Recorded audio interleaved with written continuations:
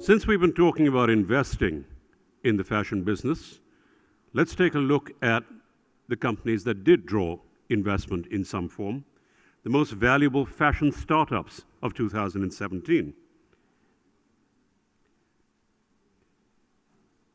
To decide which those startups are likely to be, we've got a great jury. Arun Gupta, Managing Director of Ingenium Advisory. Jesper Nielsen, founder of Amazing Jewelry.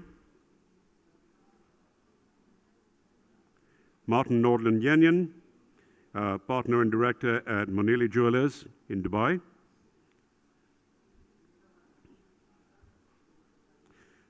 Mohit Vohra, managing consultant at PwC. Professor Elena Karpova. Professor Linda Niehm. Professor Sibichan Mathew.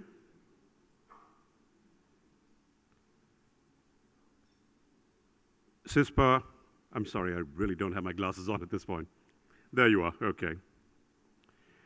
Subrata Day from Godrej Consumer Products. Vikas Gupta, CEO ITC. And Hemant Sood, business strategist. Now the format's going to be very simple. From each startup, 2 minutes of visual presentation, and that's going to be followed by a question and answer from the jury. They're being marked in 5 manners: concept depth, execution, the results and the payoff, future vision and scope, and their presentation on stage and the response to the queries from the jury for a total of 100 marks, 20 points for each one. So if we've got all our startups lined up over there, we'll kick off with the first one. Anshuman Singh, founder of Paul Adams. Anshuman? Can we have the AV, please?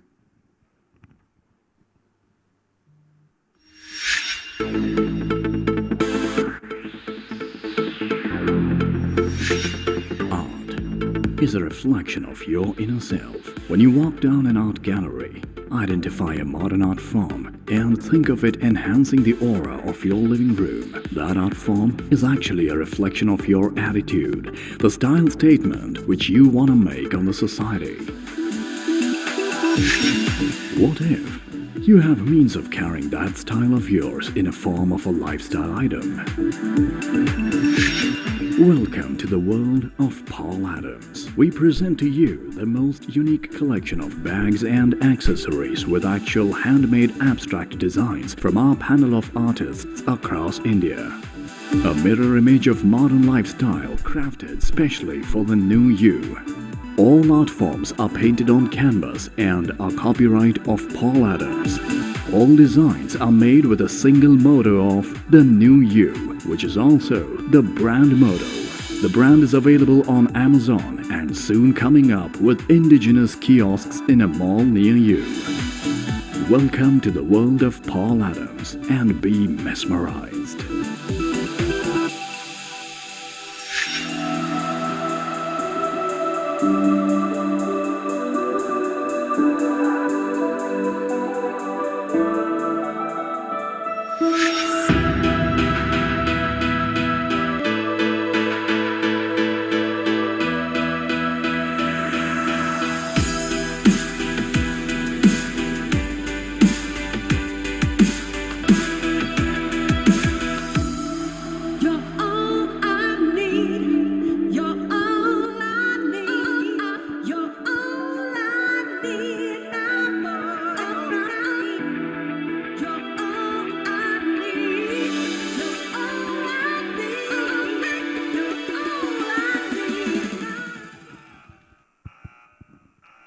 Dear friends, respected jury members, with your due permission, I'd like to say a few words about the brand. Time's up. Time's up. Yep. Okay, no problem. Now, just assume that someone's going to ask you about your brand, and that way you'll get your questions answered. Sure. Ladies and gentlemen, questions for our panelist? Hi, Anshuman. One of the things that you've said is that you've got a set of in-house designers who are trying to create stories for your consumers. Yeah. Now it's their story, your designer's story for your consumers. How do you scale this business? Okay, sir. So basically, we have tied up with abstract artists from across India. They are majorly coming from tier 3 and tier 4 towns of India. So these are like, these artists, they have immense talent, but they don't have means to support their basic livelihood. So we have a panel of 25 artists as of now within Paul Adams, whom we are supporting as well. Plus, they are making abstract designs for us. And we are putting these designs directly on the bags, and we are selling it to consumers. We are putting it in semi-abstract form because abstract sometimes is not understood by the end consumers. We are also profiling these artists in different ways. Like we have just started profiling them on our website under a tab called Artisans. So this is how we have engaged these artists with us. Well, the question was, is the consumer able to start his own story?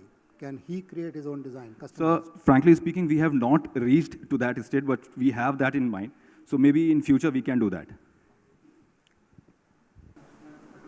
Hello, sir. We understood the concept. I would like to know, how are you excluding? We got an idea about the product, but can you also talk about your price promotion? Sure, sir. So our price, we have two set of products. We are firstly selling this product in India, which is all non-leather bags, and all accessories are non-leather. And we are making the original hand paints are then digitally printed, and that digital print on the actual canvas is treated for UV and water protection and is put on the bag, and which is being sold in India. We are also selling these bags outside India, where we are making these bags as a leather bags, and we are putting actual handmade arts on that bag, and we are selling it outside. So these are two ways we are doing it. In India, we are selling online, as well as we have corporate customers. I would like to know if your brand is sustainable, and if yes, how? Okay, sir. So the vision which we have here is, apart from the sales and everything, we are also in due process of adapting the new technologies like AI and IoT. But we don't want to restrict ourselves just to engage customers and do marketing through these technologies. We want to go one step further. So we have identified a need gap, that is women's security, which is a big issue nowadays. So what we are doing, we are making Paul Adams nodal centers. So each nodal center will have a supervisor, and each nodal center will have 50 drones installed into it. So we are already in talks with an Indian startup which is supplying drones to Indian Army. And a palm-sized drone, it can do wonders. So 50 drones, it will have 3 features. One, it will have a flashlight which can illuminate a 20-meter area. It has an HD camera, and it has a microphone. So whenever there is a need for a lady, she'll push the SOS button on her Paul Adams bag, which will directly communicate with the nodal center, and the supervisor will make sure that a drone reaches her within few minutes. And it will illuminate if it is dark. Supervisor will live coordinate with the culprit, ask him to back off, and escort the lady to her house and report back. We are already in talks with the Mumbai police. They have allocated us a region where we can do the pilot. So hopefully we are seeing of doing this pilot by next 3 months and launch our first product in Mumbai before Deepavali. And I know it is a hard job to do, but I think it is much easier than launching a car in space. Any more questions? Yeah.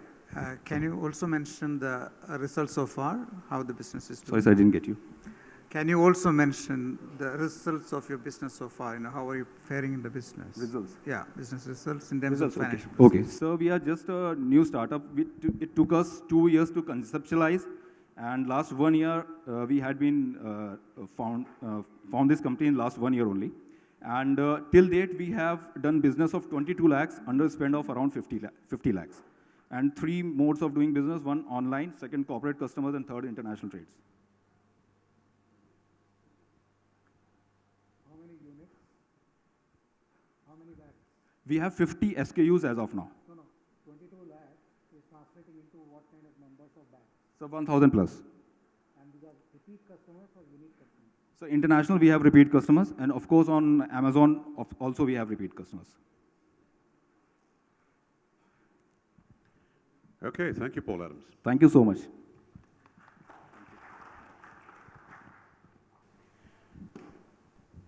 Next, we have Veena Ashia, brand head of Monroe.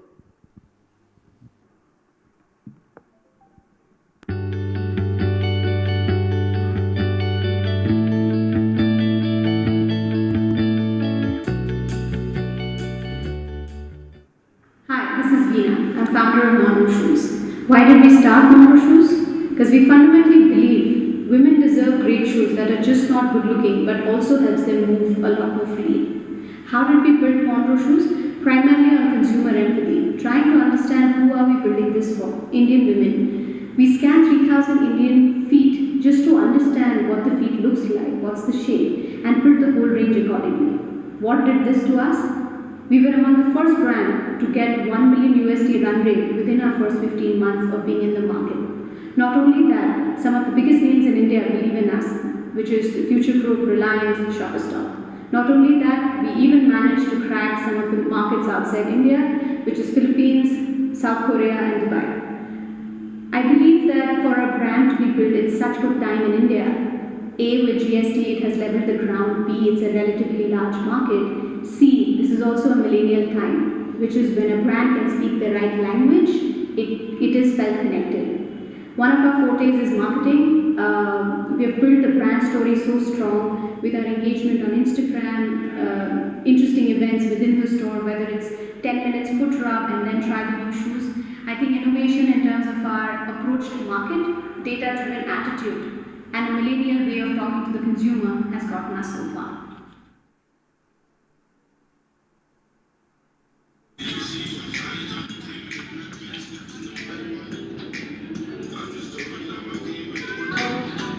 When I go shopping, I look for some unique designs which I'm sure Monroe has, because I've been to this shop many times and I really trust this shop, and this one is like, it's black and it's really classy, so I really like this one.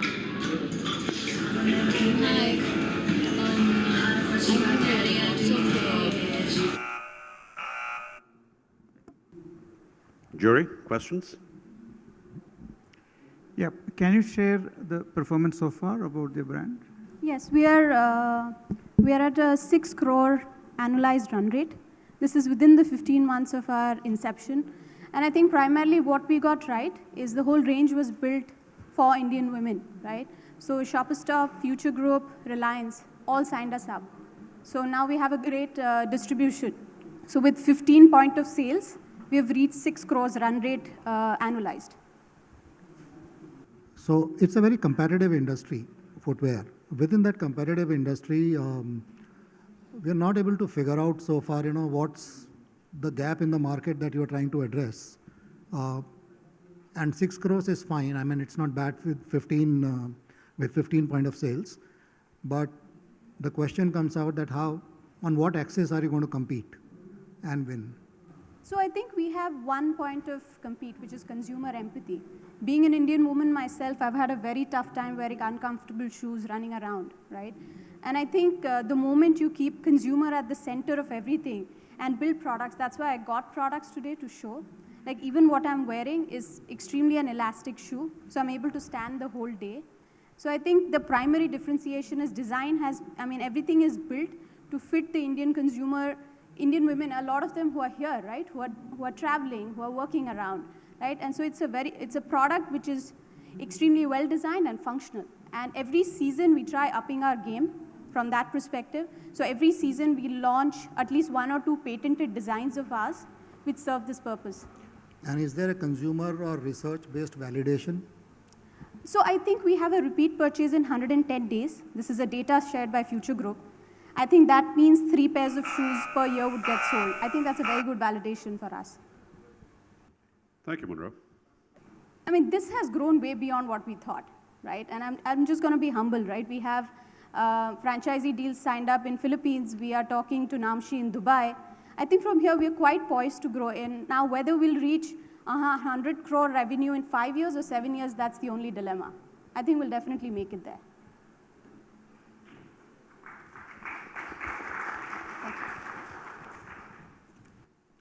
Next, ladies and gentlemen, we have Arvind Saraf, founder of WISHBOOK. 95% of Indian retail is unorganized or semi-organized, dominated by 2.5 crore wholesalers and retailers. The retail outlets are not exclusive to a brand. India loses $65 billion every year due to the sales distribution side inefficiency, including dead inventory and loss of sales. This especially gets more complex in fashion category due to wide range of catalogs and styles, and low inventory depth. What if we could bring in a much more organized sector-level efficiencies? Introducing WISHBOOK, India's first fashion B2B mobile app and platform connecting manufacturers, wholesalers, and retailers. SME businesses can share their new styles and catalogs, discover new buyers and suppliers, track orders and salesmen, and get aggregate statistics across the market. A manufacturer or wholesaler is able to identify early his fast-moving styles to plan repeat production around, his non-moving styles for liquidation, and more. We started from the women's ethnic wear category and are already growing with 200 plus top brands, 10,000 catalogs, 60,000 live styles, and reach to more than 1 lakh retailers pan-India. Top women's ethnic wear brands are already in WISHBOOK. And some are piloting our sales software offering too. Retailers already love us for the range of offering we bring to their fingertips. The WISHBOOK team has experience across IIT, MIT, Google, fashion category, and startups. We are backed by InfoEdge and a few other marquee angel investors.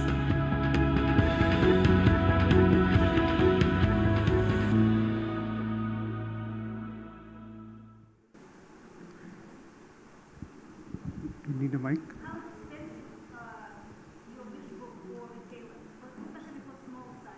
So our pricing is structured in 3 ways. Firstly, we charge the sellers, not the buyers. So for a retailer, as long as he's using it purely for purchasing, we don't charge him. And as far as the sellers are concerned, we have a 2-tiered pricing. So for some people use it for discovery, and there is a transaction fee-based structure. And for those that use it for managing their existing network, it's a subscription fee structure. What is your business model? Like, how are you doing this? You're gonna... So we heavily rely on a network effect. So if what we have tried to do is get the key manufacturers. We picked up a category because you get a deeper network effect in a category. Get the key manufacturers on board. Use the fact that they are on the system to influence the wholesalers, and then from there get the retailers as well. And I think we have been doing this to and fro. So what we realized is getting the wholesalers onto the platform was a little bit of a challenge. So we started directly onboarding the retailers, and now the wholesaler sees that his buyers are already onto the platform, and they might jump onto other wholesalers, and that's why they came about. So onboarding is at multiple levels here because this industry is so unorganized that you can't just focus on a single person dictating the terms. A good manufacturer, it's a buyer's market as well. So a good manufacturer can't dictate his wholesalers to use a platform. He has to see his own buyers already on the platform to come onto it. So the whole process is very seamless, placing the order, seeing the design. Right. What we're trying to do with the SaaS offering is bring their existing business also onto the platform. But in the process of doing that, we realize we have to get the existing network and have it used for discovery first. So who's your competition? And the other question which I want to ask is, since all your customers are completely unorganized, what challenge you had to actually make them tech savvy? Right. So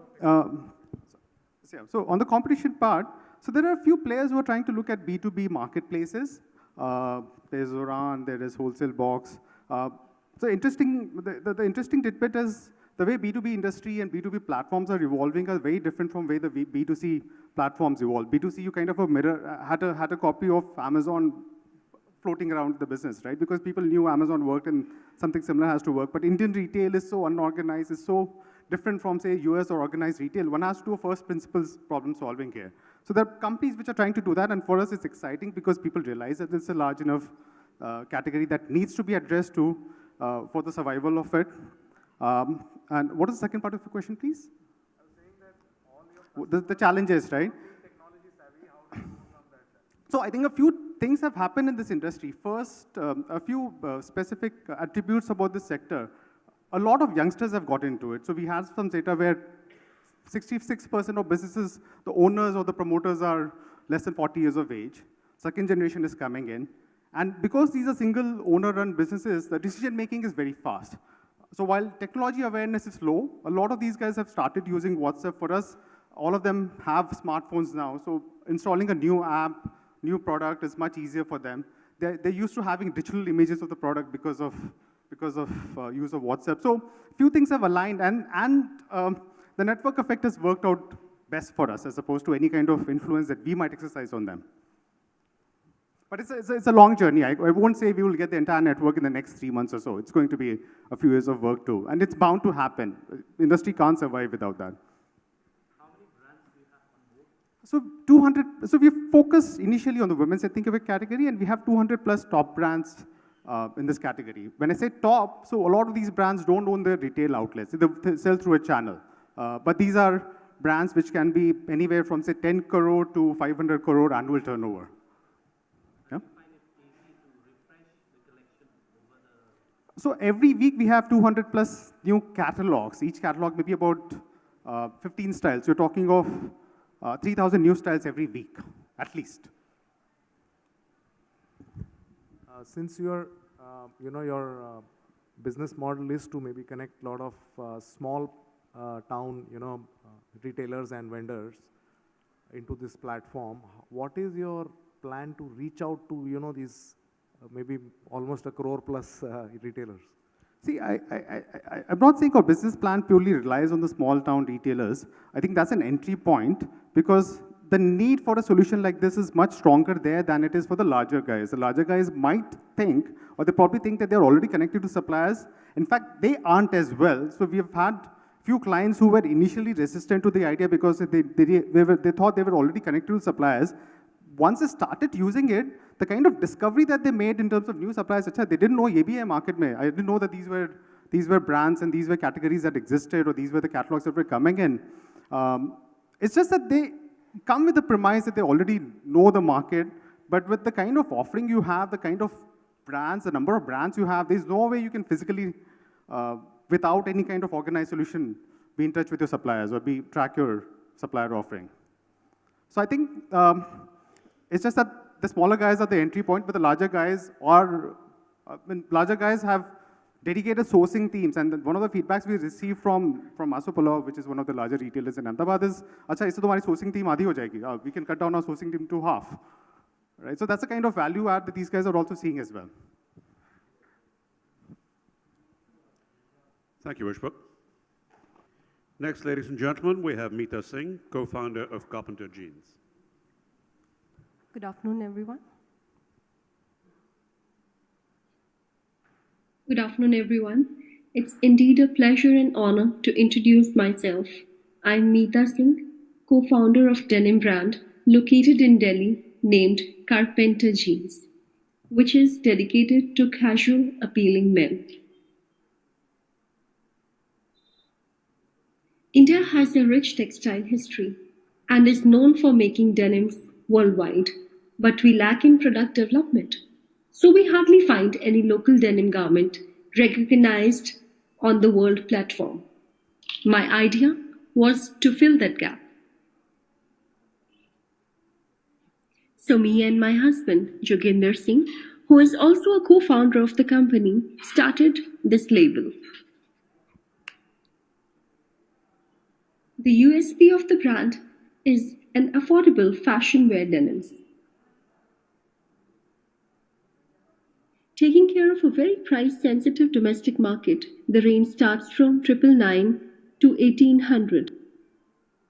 Although the brand is just mushrooming, we take a lots of effort in maintaining the quality of the garment. The idea is to give a great product at a great price. We are working towards focusing more quality denim garments, giving the brand recognition as purely denim casual fashion. And last but not the least, it is the team which helped towards making the company or a brand great. So we try to decentralize and inspire our employees towards exploring and implementing new ideas and new technology into the company. Thank you.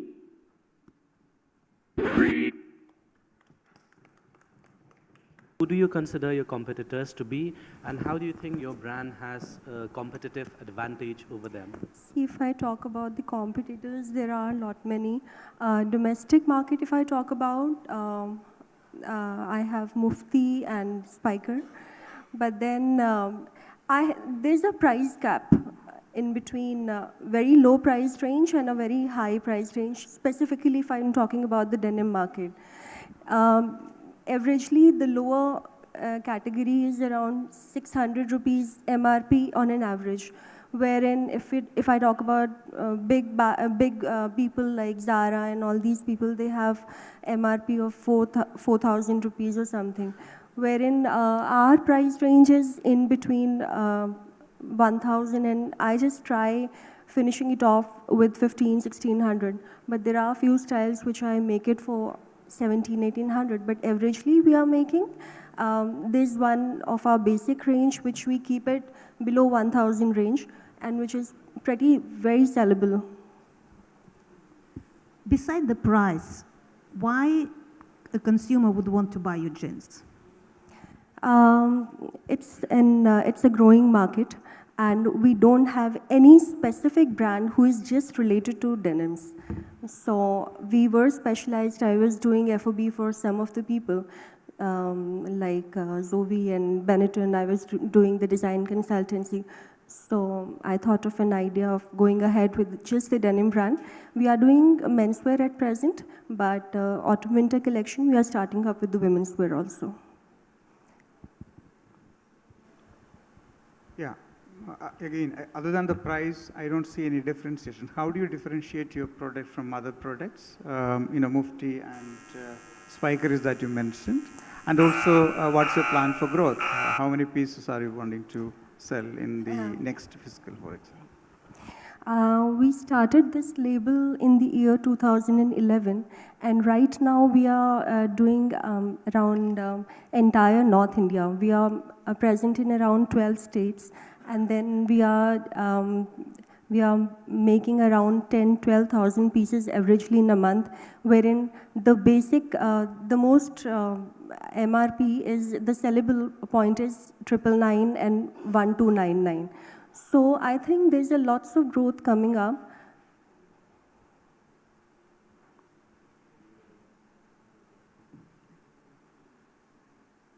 Jury, any more questions? Thank you, Meeta. Thank you so much. Next, we have Nikhil Hegde, co-founder of 6 Degree.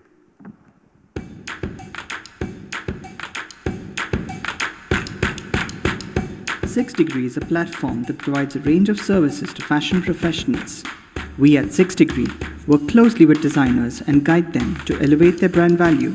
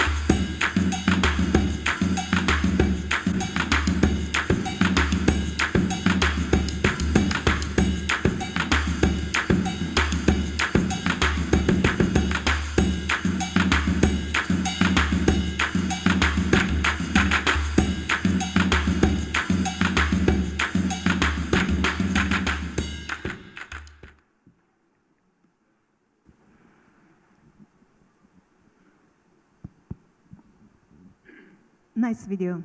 Thank you. Why 6 degree? What does it mean, 6 degree? So 6 degree comes from the old theory of the 6 degrees of separation. The fashion industry that we're in is a very fragmented industry. And the whole idea was you can connect to one or more people through 6 mutual connections. Today is 3.5 degrees though. But we wanted to bring the fashion industry together, the 46 different categories under the fashion industry into one single backbone. And that's the 6 degree platform.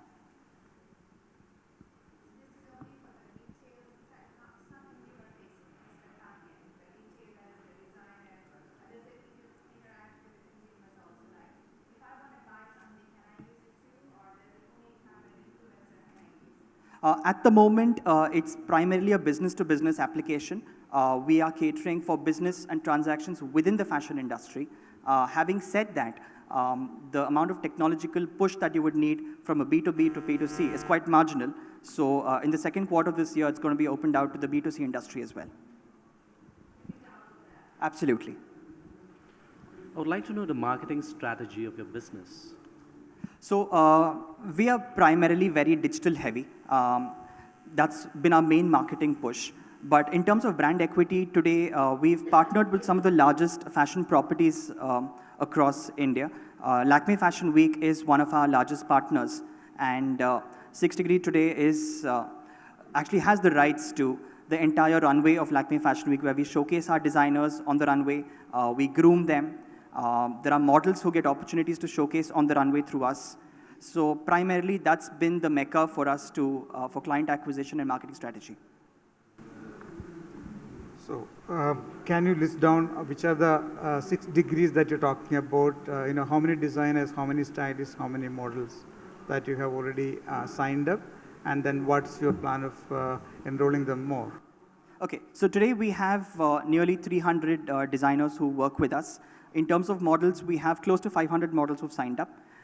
We have about 15 stylists at this point who've signed up, which even includes tier 1 stylists on the national scale as well. Apart from this, we also have more than 100 bloggers who've potentially worked, wanting to or worked with us already. We have makeup artists who've signed up on the platform. So primarily, we are a platform which is engaging into a single window access for brands. Let's say, for instance, even it could be a Jet Airways, one of our earlier clients, who had to curate an entire fashion campaign. Now, instead of running to 6 or 7 different vendors to curate one campaign, now they just have 6 Degree as a one-stop shop for the entire campaign to be executed. So that's primarily the market we're addressing today. Could this also be for jewelry and not only clothes? Absolutely. So fashion is not restricted to only apparel, right? It's accessories as well. So what we are now working towards is footwear brands, accessory brands. We did work with jewelers earlier, so yes. Do you need to have a physical store to be a part of your company? It's part of our growth plan, but we are not looking at having a widespread range of stores, but basically a concept store in the tier 1 cities across the major areas. But that's part of the next 3-year plans for us. How do you measure success? Sorry? How do you measure success? So one of the key areas we measure success is the return of investment a client has got by taking the 6 Degree services. Now, a very simple example is there have been designers, say we've discovered from Guwahati or from Hyderabad, who've taken through our services, showcased at leading runways, and have seen at least a 3x growth in their revenues because of the exposure and brand visibility that we've given them. And what does it look like? A few top examples. So a designer called Sanjukta Datta from Guwahati has been a very old client of 6 Degree, who's showcased now at Lakme for 3 consecutive seasons as well. So she's someone who's grown her brand from a 60, 70 lakh annual revenue to today a 3.5-4 crore revenue. Likewise, there has been Ram from Hyderabad, from a small 40 to 50 lakh menswear collection today. Today now is one of the most leading menswear designers in Hyderabad with an annualized revenue of about 5 crore. And what has that resulted into for your P&L? So at this point, we are too young as what we believe to start beating our drums on results, to be honest. What we want to do is, our idea of 6 Degrees is to create a success story within India. So there are about 7 lakh fashion designers in India, and when you pick anyone and ask them, name the 10 best designers, you'd only hear the Manish Malhotra and Sabyasachis and so on. But the 95% of the growing fashion designer market, students graduating from the NIFTs or from the Pearls or the Hamstecks, now they need a place in this industry, and they need that one hand-holding partner from their college to the industry, and that's where they find 6 Degree. Thank you. Thank you.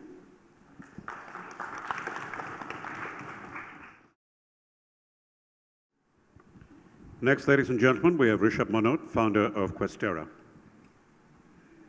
What's a fashion intensive? The Fashion Intensive is a curated, intensive learning experience across the 4 fashion capitals of the world, which is Paris, Milan, London, and New York, and we're handpicking 25 motivated young fashion professionals to come on tour with us.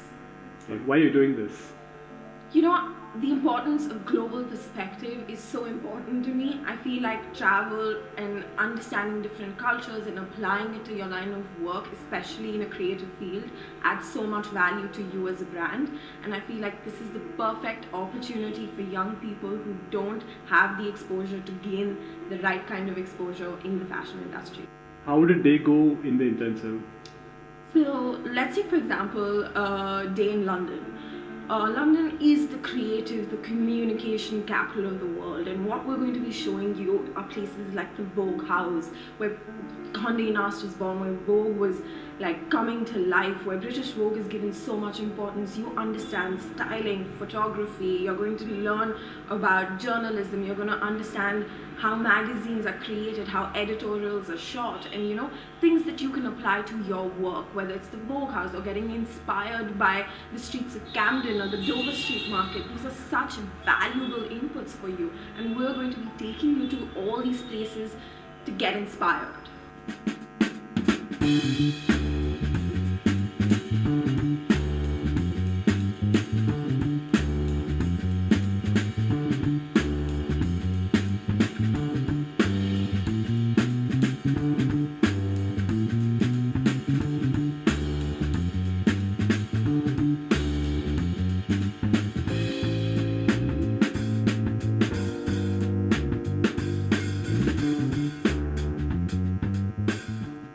What's going to be your revenue model?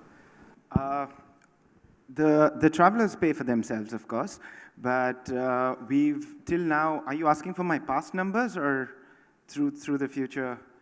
It's just going to be like a travel company.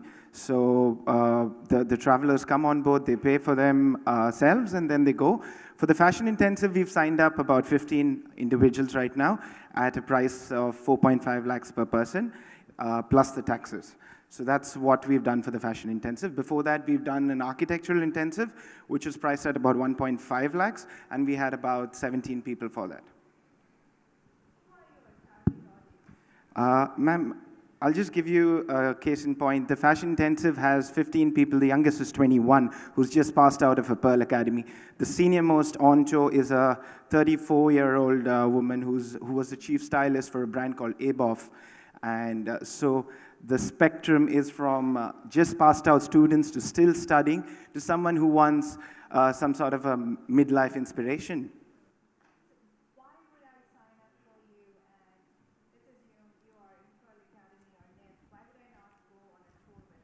Fantastic. Ma'am, first thing is that educational tours have always been around, but what we think they didn't do was industry linkages. Now, on tour, we have a couple of partners, one of them being GoCoop. GoCoop is a sustainable platform from the artisans to direct sales.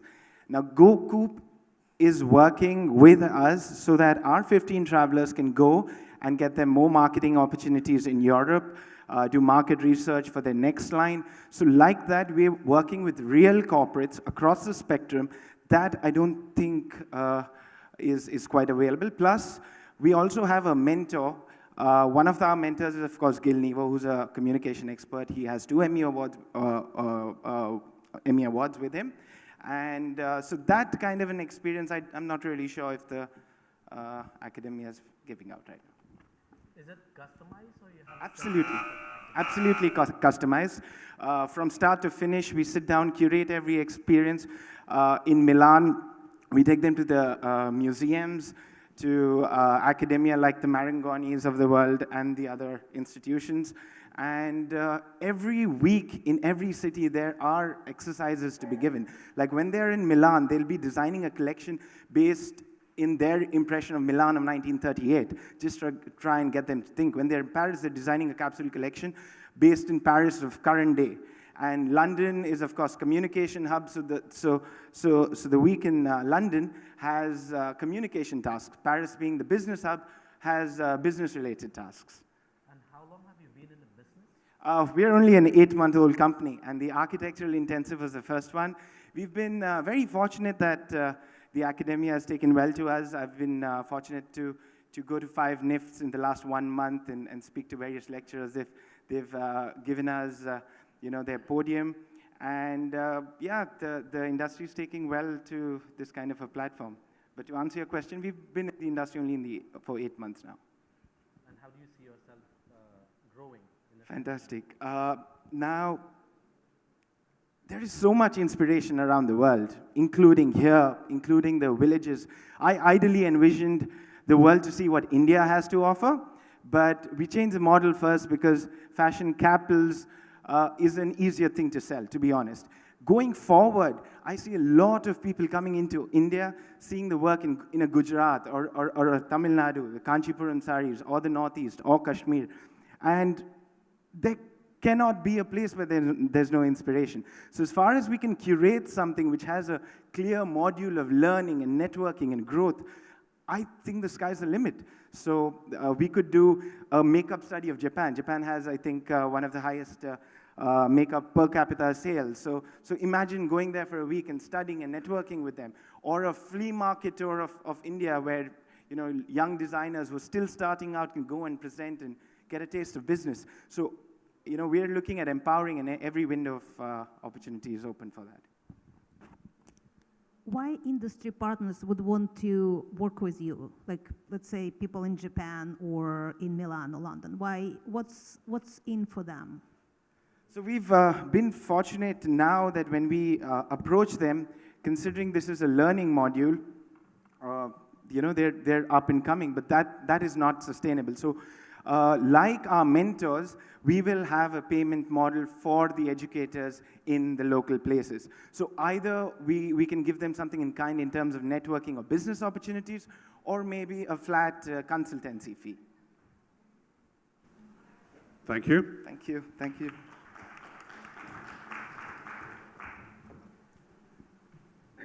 Next, we have Shantaram, co-founder of MELORRA.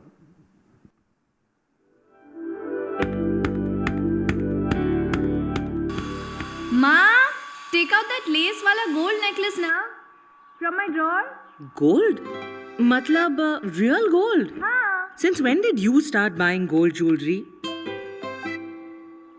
Gold is never itna light. मुझे ही साथ ले जाती. ले जाती where? I bought it online. MELORRA.com. It's certified, ma. मेरे type का नहीं है. Exactly why. ये सिर्फ मेरे टाइप का है. उफ, ये लड़की. MELORRA.com. Everyday fine jewelry for the new generation.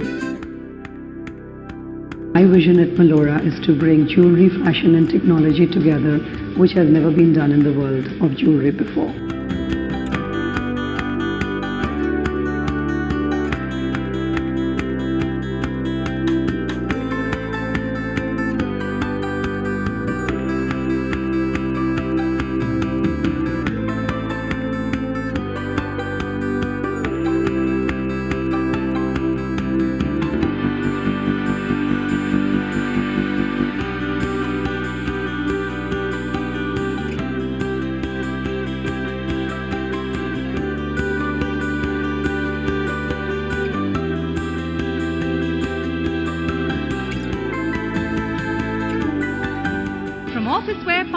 To casual wear, the modern woman has plenty to choose from. And the biggest champion of these jewels is the founder herself. We are very mindful of the needs of a woman. We make jewelry that goes with her overall Western attired look, which is the norm today in urban India. We make jewelry that's light and comfortable to wear, and we make jewelry that's very affordable so that a woman can yield into temptation and keep buying jewelry to go for the different occasions in her life.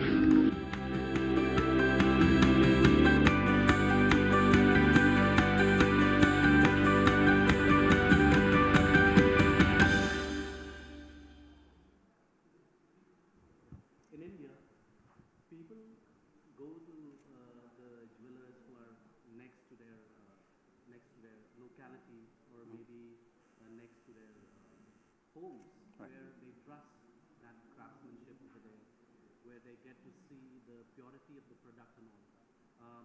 What have you done in order to bridge that gap of understanding that I can buy expensive gold online? Yeah, I mean, so multiple issues on trust. That's a good question. I mean, so one of the things that we did at first itself is to make sure that all gold is certified. And we, make sure that on the site, we say clearly that it's BIS hallmarked. The gold is certified as we send it to the vendor. The second thing that we do is a 30-day return policy. No questions asked. So, I mean, as you get the gold, if you feel dissatisfied for whatever reason, be it the design or be it you feel that's not something that you were looking for, it's a 30 days, no questions asked return policy. I mean, these are two primary things that we do to make sure that the customer is comfortable, taking the product from us. Yeah. So in terms of quality, just those things. I mean, we certified. Certified plus the quality. I mean, the quality checks are done in-house. I mean, we have a quality control department that from each vendor that as soon as we get the gold piece. I mean, one is it's 3D printed. I mean, so the finish that you get on any piece from MELORRA is exquisite. I mean, that's the whole concept of not just going through a karigar, but actually doing it through 3D printing. That is one of the reasons why we have that kind of quality. And the quality standards have been benchmarked right from the beginning to Cartier and Tiffany in terms of the aspiration is global, right?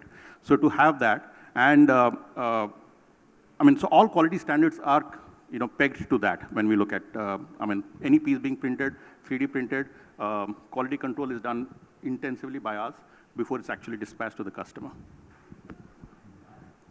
I'm one of your competitors, Amazing Jewelry, and we won't do gold plated though. But we see from our experience, also from Pandora and around the world, that it's very difficult to sell jewelry online because the ladies, they like to see and touch and try. How do you cope with that?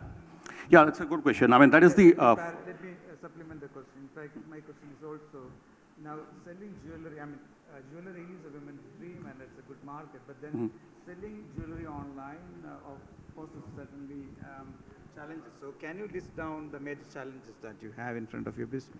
Yeah, sure. I mean, I think two of the major challenges were kind of just asked as questions itself. So one is trust. I mean, you're buying an expensive item online. And second is, it's a touch and feel category. How do you kind of make sure that it's something that you can take? On both issues, like we've tried to see when we looked at jewelry, we've looked at it as an accessory. It's not like an investment. So the price point today, the average price point of MELORRA, any jewelry, is 1/5 of the average price point in the industry today, right? So as it is, the price point itself we've looked at as something that one can go for an impulse buy on what we have as MELORRA. Second is, it is an accessory. We have always treated jewelry as an accessory. I mean, we see three big trends coming up, right? I mean, one is urbanization. People are moving to the center. Second is, you have the one of the youngest demographics here in India. And third is that, I mean, the population is global, right? I mean, so you have Western attire coming in, and what do you have to kind of accessorize to the Western attire? So the whole concept is to see that how is jewelry an accessory, and hence a lower price point, hence ease of use in terms of functional fit, where you have hooks instead of screws and things like that. So we are trying to encourage people to try it out. I mean, with a lower price point, that is one of the things that's there. And the second thing is that we have been doing home trials also to look at the touch and feel in terms of where the jewelry is. But I mean, it's the main way we are kind of bridging that gap is to see that there are more people who see that for us the repeat rates are almost 25 to 30%. So once people get the jewelry in hand, they keep coming back for more.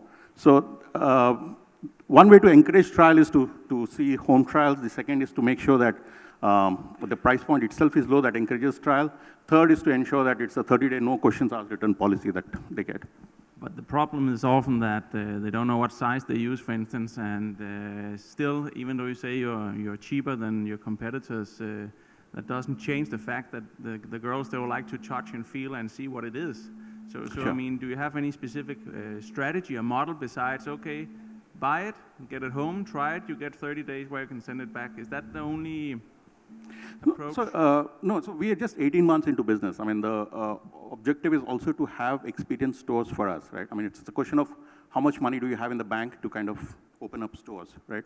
So we started off online. I mean, and that's how it's the launch vehicle. Online is the launch vehicle. But going forward, I mean, over the next year, we are looking at having 2 concept stores where people can come and have a touch and feel experience of the product, and then moving that to a 40-50 store over the next 5 years. So that's the plan. But it's an omni-channel experience. We believe strongly in online, but the touch and feel aspect is something that we do through offline. Yeah. Do you have free shipping and free return shipping policy or not? Yes, we do. It's free shipping and free return shipping. And how fast? So from the time you order, it takes 10 days for the product to be delivered to your home. 10 days. So as you order, I mean, so most of we don't carry any inventory. So as you order, the order goes directly to the factory where it's 3D printed, the cast, and then you make the jewelry, the finishing, the quality, and it's get dispatched to your house. Yeah. Just one more question. Sure. Since you've been there in business only for 18 months, right. How are you measuring your success? Yeah. So one of the big success parameters that we look at is the repeat rate. I mean, how are customers coming back? And we've been very encouraged to see a repeat rate of almost 25 to 30% in terms of people coming back and buying more. See, jewelry as a category, typically you would look at maybe twice a year or once a year kind of a purchase, right? But because of the lower price point and because of the experience that they're having with the product, we are seeing almost 3 to 4 times people coming back over the last 18 months, yeah. Over what base? Because you're saying that you are trying to make it more relevant. Correct. To the Western. Correct. Therefore, well, I didn't at least get the snap of it in the presentation. Uh-huh. But how is the design different, and therefore, what kind of customer base have you been able to get to that? Right. So the design, I would say the design is the key differentiator. So if you look at today, all our customers, almost 85% of them, I mean, when we do a poll with our customers, 85% of them come and say that they've bought MELORRA because of the design, a very unique design. The design process itself, we have, people coming who are working with the Paris and Milan Fashion Weeks. They come, they curate what is on the design front. And from there, they give us the brief to the designers. We have a 12-member design team, which works on what that mandate is. So for example, we've just launched Tropical. And 2 weeks back, we launched a Burgundy collection. Now, these are trends that are coming in. I mean, in terms of, the different attire that people are wearing or for which the accessories or jewelry, right? So based on that, we would kind of work, given the design brief. And within a space of 50 days, we are from the design brief to a launch, we're kind of launching a product. So every month, we launch 2 collections. So I would say design is one of the key differentiators for us in terms of why people pick up MELORRA. Do you measure unique customers acquired? Yes, we do. So today we have close to almost 6,000 customers who are with us. I would say our annual run rate is close to $2.5 million US, so approximately 15 crores is our annual run rate. We are growing month on month, almost 25% month on month growth that we are seeing on the product. So, I mean, all metrics are good in terms of how we are growing right now. And most importantly, it's the customers, the final test is in the repeat, and that's a great metric we have today. And returns, what is the percentage of 30 days return policy? How many people are using that? So returns, today we have around 7% returns, but mostly, I mean, people do take the product. Thank you, Shantaram. Yeah, thanks. Next, we have Shruti Dharwadhkar, founder of Moriko Organic. This is the story of how a little girl inspired us to save trees. Hence, we call it an eco tale. Once upon a time, there was a land so majestic. It was called Mori. The land was surrounded by a magnificent forest with bright green foliage. In this leafy paradise lived a little girl, spirited and adventurous, who loved the forest like her family. Amongst all the trees, there was a cedar tree, fondly known as the Big Tree. The Big Tree was of high stature. Its generous boughs shielded all from the blazing sun. Its trunk was as large as a castle, and its spirit strengthened the vitality of the forest. As the little girl grew, so did her love for the Big Tree. Years passed by, but all was not well in Mori. The new king and his ministers caused havoc in the name of progress. The forest was doomed. The woody wonderland that she once knew stood there lifeless. But she had made a promise to her beloved Big Tree. She wasn't going to let the king win, so she set upon her quest to save her land and recalled the parting words of her Big Tree. Promise me, my dear, you will create a safe environment for all. I trust you with this, for you are the guardian of this land, my Moriko, my child of the forest. That was the genesis of Moriko Organic, clothing that is 100% organic, free from toxic chemicals and dyes, and safe. Clothing that is as pure as nature meant it to be.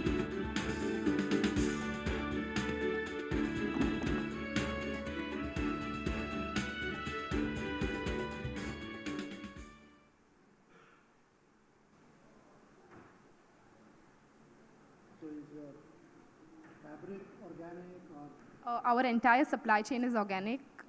We also have a seal of assurance from the Global Organic Textile Standards. These are cotton clothes? Yes, these are cotton. These are organic cotton? Yes, they're organic cotton, non-GMO seeds. We try and use plant dyes, and we're using hand block printing methods. We're trying to incorporate khadi in our garments. I'm wearing one of them. And when it is put into a detergent, it becomes... We do try and ask people to use milder detergents, or even try and use Rita, soap nuts. But of course, that's quite difficult, at the moment to get everyone to use sustainable detergents as well. And you have your cotton certified? Yes, our entire supply chain is certified. So right from the cotton to the end product, it's certified. And what are the results like now? Results?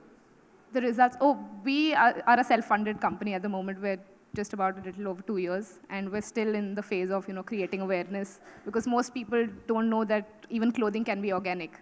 I'm asked this question at least 100 times a day, that can clothing also be organic? And I tell them that yes, cotton is a crop, similar to your food. Having organic clothing is much more expensive, Right. and on your slide you had so it has to be affordable, but it is more expensive. So how do you deal with? So right now, since this? we are much smaller, I mean, it is we aren't able to scale up that much to create a more affordable line. But definitely in the future, we can bring in some investors and scale up and give our customer a more affordable pricing, so that they choose organic over conventional cotton.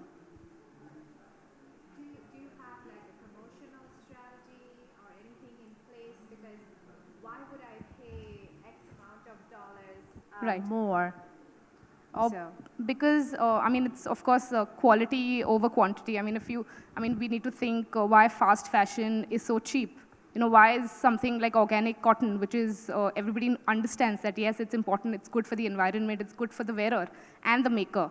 So why is fast fashion so much cheaper than organic, which is so much better for you? So I mean, of course, right now people aren't investing as much in organic cotton that they are in conventional. So I'm sure in the future, once the demands go higher, it's going to be cheaper. I understand that, but how are you packaging it?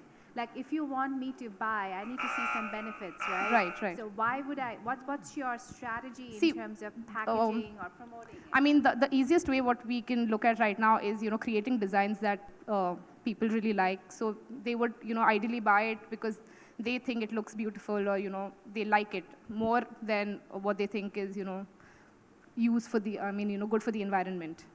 So at the moment, of course, I mean, the awareness in India is particularly very, very low, though we are the highest manufacturers of organic cotton.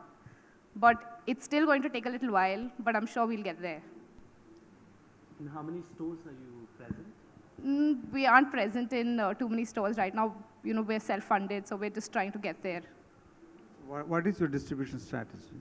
So we do online. We do a lot of, I think we have gained a lot through pop-ups and, exhibiting in maybe smaller independent designer stores. Because people are still into the touch and feel. So once they they will only buy it when they know that, yes, this feels good or this looks good, and it's worth the price that they want to pay. Do you have your own stores? We don't have a physical store. We have an online store. You have an online? Yes. What's the value of sales that you've done till date? I'm sorry, I cannot Sales that you've done. How much have you sold till date? We have done a little less than 10 lakhs at the moment. Over what period? About 2 years. Do you feel you're too ahead of the curve? Maybe a little. But I'm sure, by creating a little more awareness and, staying and being even sustainable on our own, but we'll get there, in the next few years. Thank you, Shruti.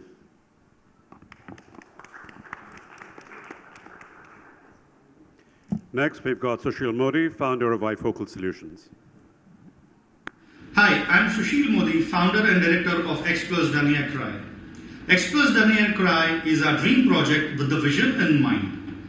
Dernier Cry in French means the very latest in fashion. We are unique in our own way, as ours is a one-stop shop catering to all plus-size apparel needs on one click under one roof for men, women and children. We embark on this journey with the vision in mind, address a critical social problem statement. Our endeavor is to help plus-size customers to dress to occasion with no compromise at all. It's a journey which we have set goals in sprints. Our first sprint was to develop a marketplace online, and we leveraged technology in building a user-friendly online portal which is simple, seamless and self-navigating. Our second sprint was to onboard best of vendor partners, and we have 9 of them to our credit. They have been our backbone of our business model, providing us a variety of plus-size apparels, ensuring that our online store is full with latest and fashionable clothes for our plus-size customers and cater to all their formal, casual and personal needs. Our third sprint was to do a soft launch in India, and then the final launch, which we were able to do it successfully by leveraging social media platforms such as Facebook, Twitter, Instagram and similar others. Today, we have 100 plus registered customers on our portal in a short span of 2 to 3 months, and a footfall of 1,500 customers. We are very happy to see continuous traction on our marketplace. This positively motivates us and keeps us raising our bars.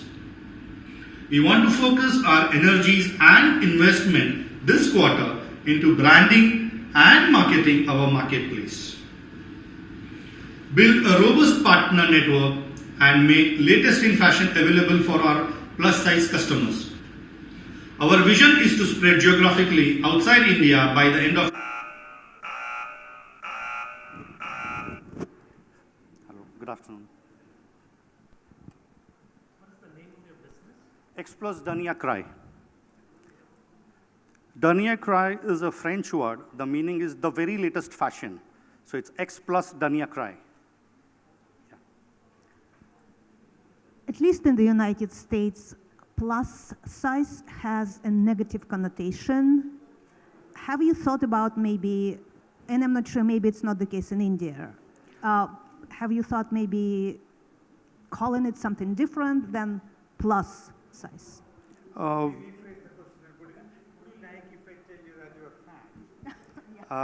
No, here, the more emphasis for us, we've identified that the problem statement, the plus size people don't get ready-made apparel, the latest trends.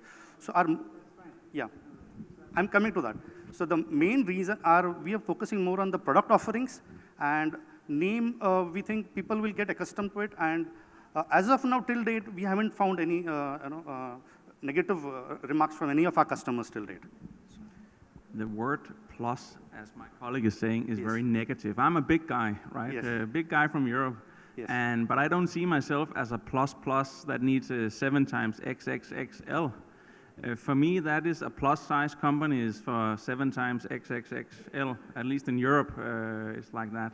So I also agree that the name is maybe a little bit negative. Okay. I'll take it, I'll accept, we'll work it, because as of now, we haven't faced any negative impact, but I will certainly take this as But I love your concept. point. Yes, I'll certainly take it as an input.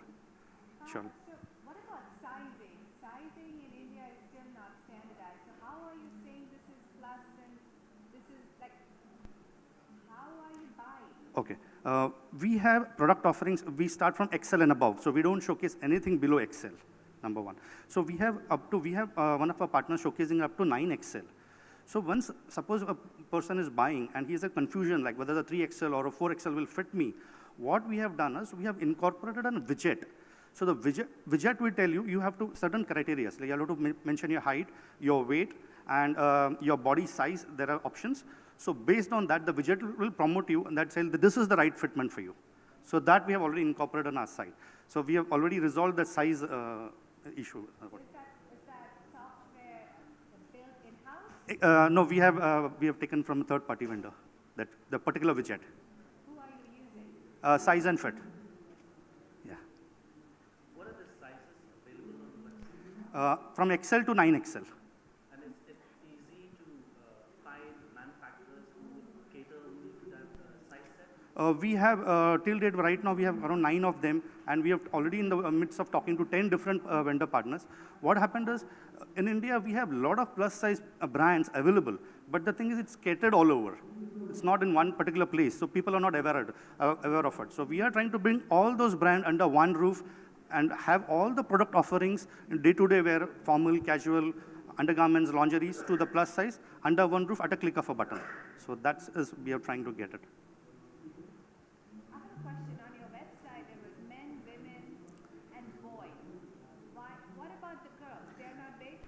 No, the reason we have not, it's already the category is there. We have not, we're not highlighting because we don't have one product right now for girls. Yeah. So we've just launched in month of October 2017. So we are. Can you tell us a little bit about the social media strategy you're talking about? Right now, we are very aggressive on Facebook and Instagram. So we are doing a lot of ads and marketing through Facebook. We're getting a lot of requirements and through that. So we are heavily into social media marketing as of now. Yes. Yes. Till date, we are almost doing 3 lakhs of business per month till date in 5 months. Is the results your expectation, or what had you actually planned before you started out on this journey? Results, we are not very happy. We are fine with it. The challenge what we are facing is right now to build the trust factor in the brands. So now our main focus area is to bring on board the brands scattered across. So that is one immediate challenge we are facing, and we are working on it. And the second is creating awareness to all the, across India about that there is a portal, there is a marketplace which caters to big sizes. But there is no standardization in big sizes actually, if you see. Yeah. You know, in terms of the way the sizes are for people and what the products offer, it might not be that the same size will fit the same person of Agreed. different brands. Agreed. So that's why. How are you trying to solve that challenge? That's why I was just telling about you that we have incorporated a widget. So that widget will tell you that which particular product will fit you rightly based on the few criteria. So you have to mention your height, your weight, your body structure. So all the prerequisite questions are there which will promote you, and you just have to click it, and then the widget will promote, okay, this is the right fitment for you. But it's primarily an online, is it a marketplace? It's an online marketplace, multi-vendor. Right now we have 9 vendors. So we are adding more and more vendor partners. And you have more in-house brand also? No, we don't have an in-house brand, no. You're making our new brand? Yes. Existing brands, we are trying to onboard them. Not as of now, no. Thank you, Sushil. Thank you. Thank you very much. And finally, ladies and gentlemen, we have Vaibhav Agarwal, co-founder at Moriko.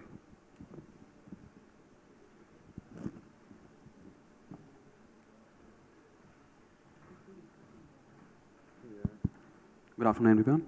Can we have the AV, please?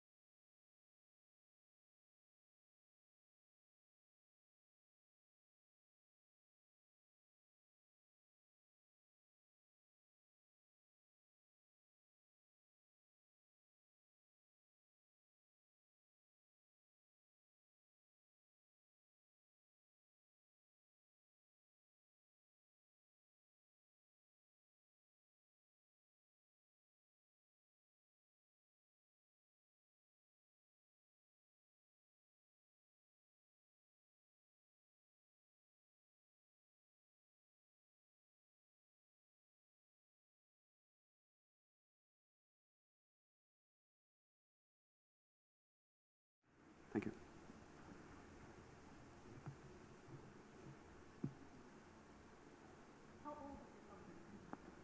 We incorporated in 2015, but the pre-launch has been in recently July 2017. So that's how old we have been.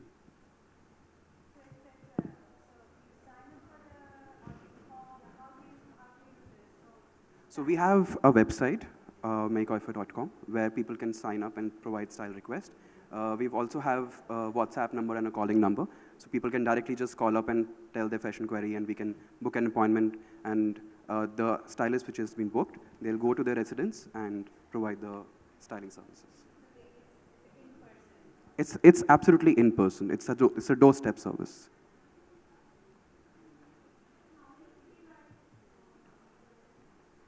We're currently available in Delhi and Mumbai. Would be growing to about 10 cities by the year end. The beauty of the service is that, I really like that question, the affordability that we have priced at starting 5,000 rupees per month.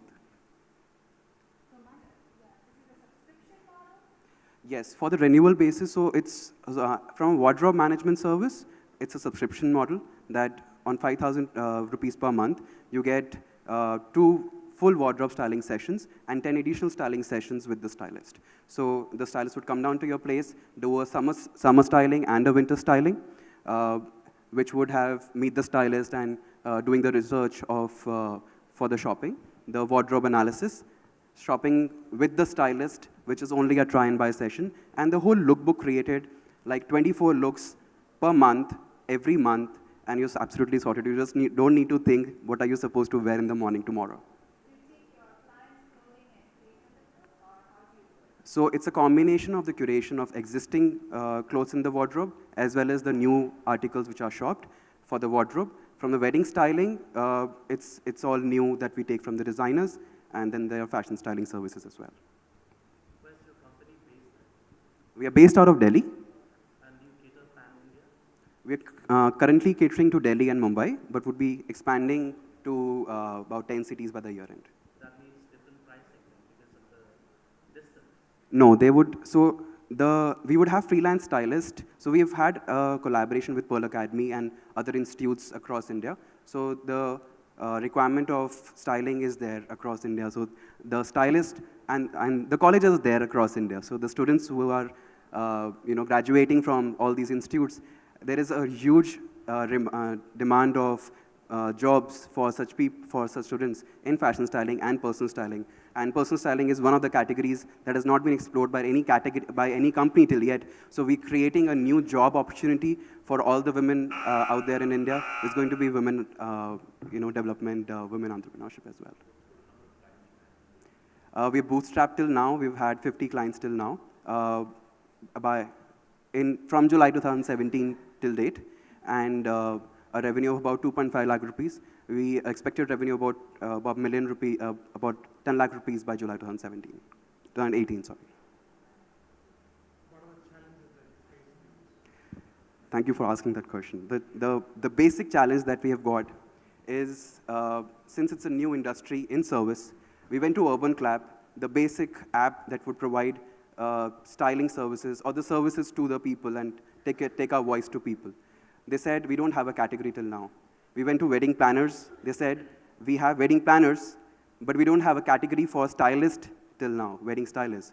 We were very successful to partner with NETVBandbaza.com, and we're an official styling partners with them. That is where the whole journey has been. So the challenge has been to reach out to these people and get ourselves placed so that our voice can reach to the audience who are looking for such kind of service.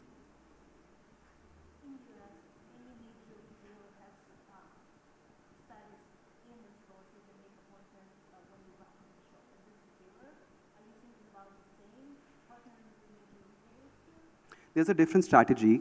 In India, what we are looking here is maximum people who are providing the assistance in the retail shops are not the personal stylist. These people are more of sales associates who are very pushy in terms of who would not know what you have in the wardrobe before telling you what you need to buy. The second thing is the strategy that we have with the retailers would definitely be for the loyalty members. For example, Marks & Spencer has, and every brand has their loyalty membership. The platinum members or the top tier of that platinum, of that loyalty membership would be provided with personalized personal styling services for their customers who are in any way shopping about 65,000, 75,000 plus on an annual basis. So you can come to the store and there would be a corner, that's the vision. So there's a corner for you and all the clothes that you're supposed to buy are already there. Thank you. Thank you so much.